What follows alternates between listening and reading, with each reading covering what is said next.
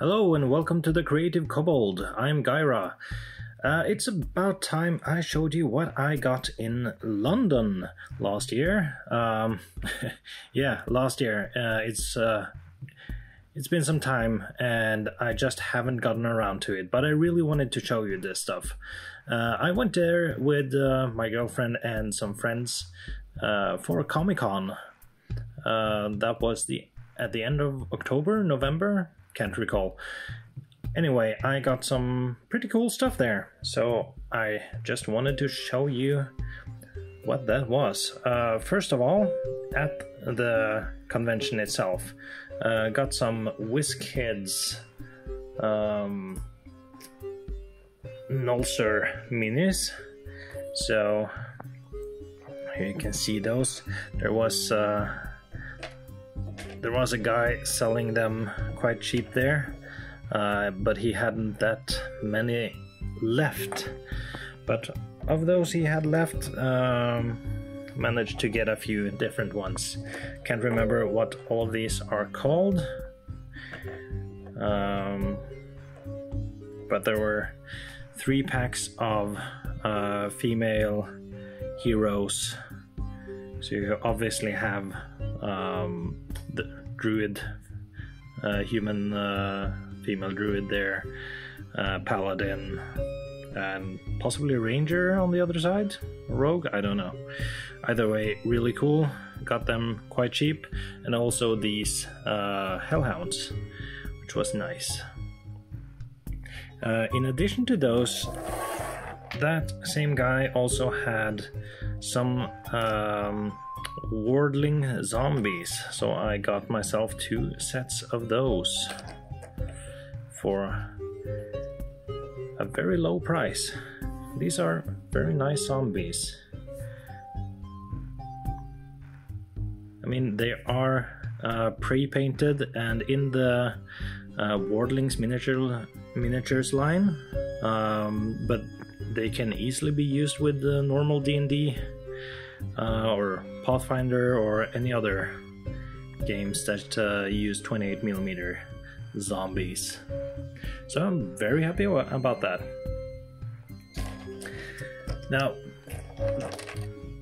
at the convention I also got a booster pack of pre-painted Waterdeep Dungeon of the Mad Mage miniatures, where you get like 4 random miniatures, and well, they were much cheaper than you get them here in Norway. So I got one, opened it up, and I was very happy to with the minis that were inside. First off, I got a Cressim, this winged cat, which is very cool. And I got a Flumph, which are amazing creatures. And then I got a Flind, which I was super stoked about. And last but certainly not least, I got this Baylor. Now, I already have a Baylor mini, unpainted, from one of the older D&D miniatures board games, but this guy's pretty cool, even though he is a bit smaller. Fun thing though, it was only the other day that I found out that this guy's actually the most expensive miniature from this set on the aftermarket. He goes for like $40 to $50 alone. So I was quite lucky with the pulls in this. Really like all of the 4 miniatures I got from it. So those were all the minis I got at the actual convention. Comic-Con, by the way. It was an amazing convention. Really advise you to go if you have the chance. Now, we stopped by a few different stores in London while we were there. I think the first one we stopped by was Forbidden Planet, which wasn't it was a large store, but it wasn't that interesting. We have similar stores at home, so, and the prices weren't all that.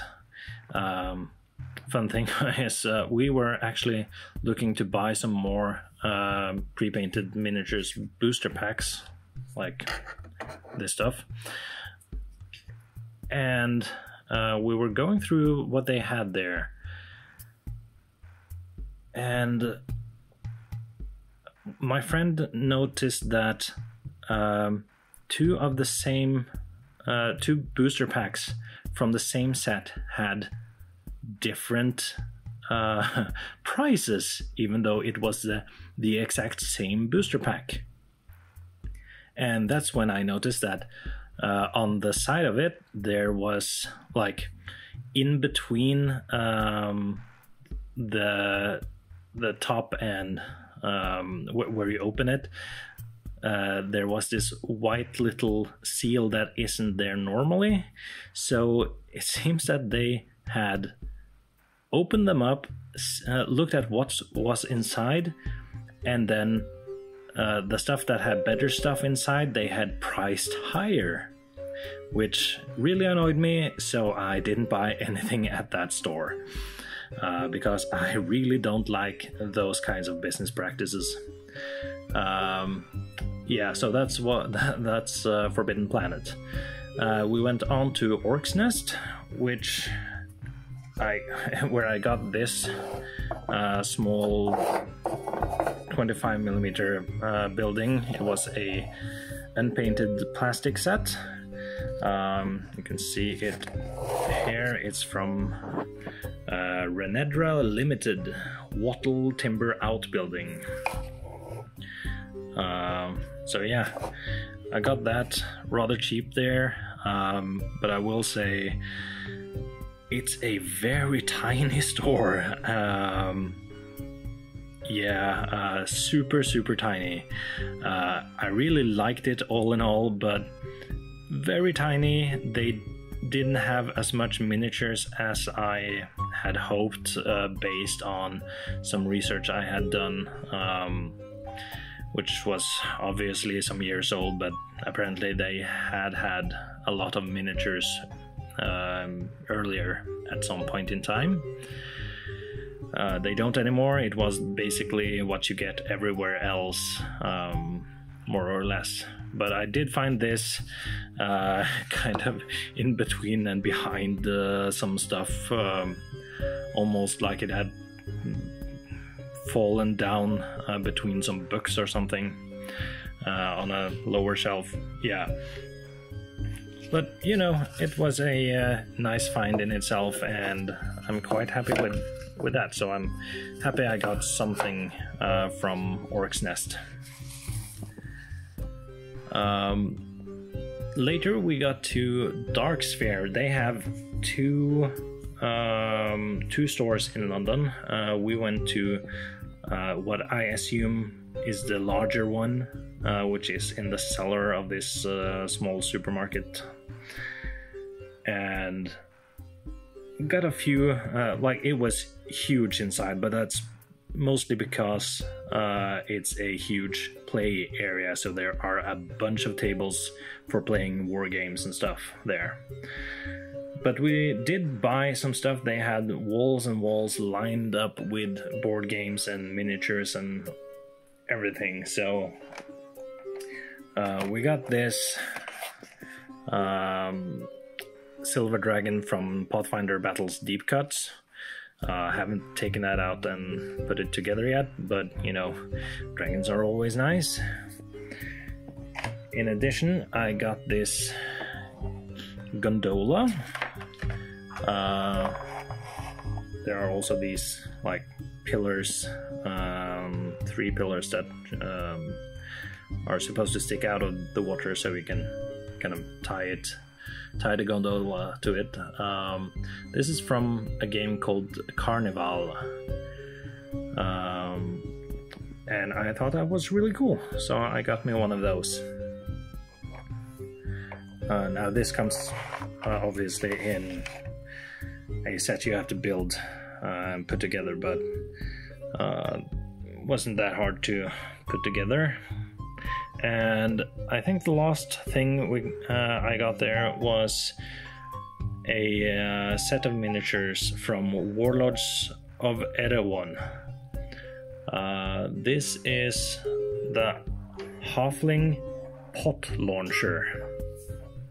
Yeah, that's right, that's basically a catapult launching huge pots with boiling hot stuff at their enemies. I just thought this was too amazing to not buy, and the quality is pretty great.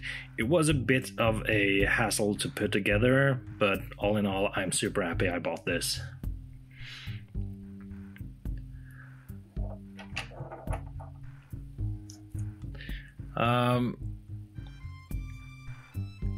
A bit later we went to, or rather I went alone into a toy store called The Entertainer, where I got a couple of things. They had this Star Wars toy that you probably have seen on a lot of other channels and on Facebook. It is the Star Wars Rathor toy, which they had on sale, and you can see I haven't put this together or anything, but this is just an amazing toy to just craft some strange creatures out of. You have all these tentacles and you have this strange body with this huge maw. Yeah, so this is definitely going to be something. I mean, the tentacles themselves can be just put on bases and you suddenly have Kraken tentacles, you know? So yeah, I was super happy to finally get this, but because in Norway, I've seen no place to buy it for less than like $40-$50. So super happy to get this at a cheap price. It was like $12 or something like that, and I'm okay buying this for $12. Might even have been less, don't quite remember. And then I found this box of loose dragon toys. Now I don't remember the name of these, but what's interesting about them was that they had less you know, often when you find dragon miniatures or dragon toys, they have this weird proportions where their heads are just too large and their wings are way too small, stuff like that, and there's just way too little detail. Well, I won't say that these are amazing, but look at this. There is a lot of detail here. The proportions are mostly good. I mean, wings could certainly be even larger, of course, but they're okay, and they don't look like childish, you know. So I got 2 of them and bought them, and they were like £2 each, I think. Yeah, I think it was £2 each. So it's pretty decent for a what in D&D terms would be a huge adult dragon. Now this is only one of them, and they had some minor differences like the horns and stuff like that. I will show you the other one I got, which I have already repainted into a blue dragon.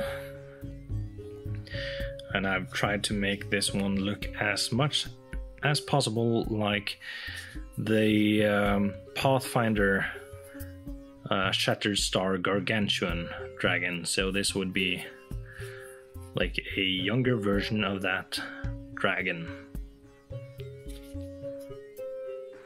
Now you may notice that they only have like, instead of they might be missing a few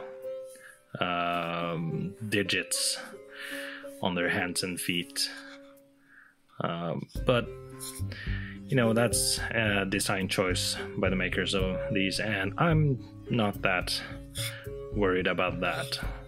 All in all, I'm super happy with these dragon miniatures and how they turned out. The other one here is definitely going to become a black dragon with those horns he's got there. So that's going to be interesting. So yeah, that was it. I stopped by one more store that was at the airport, and I got this box of mini Papo. This was bought at Hamleys at the airport. 16 pounds, 16.6 pounds. Now you can see all the let's see. Now you can see all the minis that are supposed to be inside here. There's this skeletal knight and a normal nude skeleton with a halberd. Then there's a small Cerberus, and then there are 2 knights with horses. There's a wraith with a horse, a minotaur, and an orc or ogre. There is a bit of a story to this, and I'm going to make a review on this alone in a different video. So I'm not going to show this here, but the mini Papo set, or this specific set, might be worth getting if you can get it at a decent price. So yeah, that's it. There was a whole bunch of stuff I got in London when I was there, as you can see. I mean, the Halfling pot launcher is still one of my favorites, but there was just a whole bunch of stuff that I'm really happy I got. So I hope you enjoyed, and I will see you in the next video.